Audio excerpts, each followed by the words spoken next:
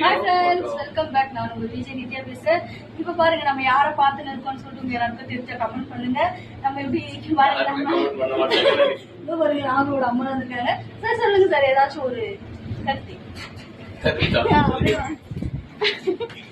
ஒண்ணும் இல்ல சார் இந்த விஜய் பண்றது உங்களுக்கு எப்படி சார் இருக்கு? உங்களுக்கு பிடிச்சிருக்கா?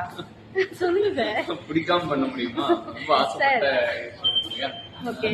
அப்புறம் உங்க எக்ஸ்பீரியன்ஸ்லாம் சொல்லுங்க. எக்ஸ்பீரியன்ஸ் எப்படியும் ஒரு 10 வருஷத்துக்கு மேல நான் மீடியால இருக்கேன். ரேடியோல ஆர்ஜேவா இருந்தேன், இப்போ விஜேவா இருக்கேன்.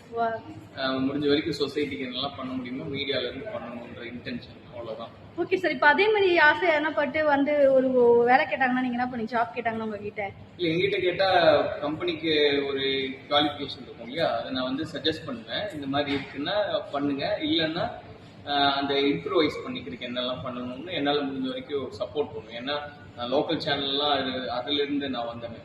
லோக்கல் சேனல்லாம் இருந்தப்போ ரொம்ப கஷ்டமா இருந்தது மீடியாக்குள்ள என்டர் ஆகுறது. அப்போ சோசியல் மீடியாலாம் இல்லை. ஸோ அங்கிருந்து வந்ததுனால எனக்கு கஷ்டம் தெரியும், அதனால கைட் பண்ணுவேன்.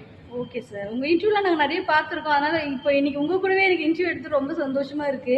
இந்த அம்மா அதுவும் ராகுல் அம்மா நீங்க உங்க கூட எல்லாம் எடுக்கிறது ரொம்ப சந்தோஷமா தான் இருக்கு. இது எனக்கு ஒரு கிஃப்ட் மாதிரி தான் சொல்லுவேன். Okay okay. பேப்பர் அடி கேள்விப்பட்டிருக்கீங்களா? பாருங்க வீடியோஸ்லாம். சரிங்களா? Okay bye. Bye sir.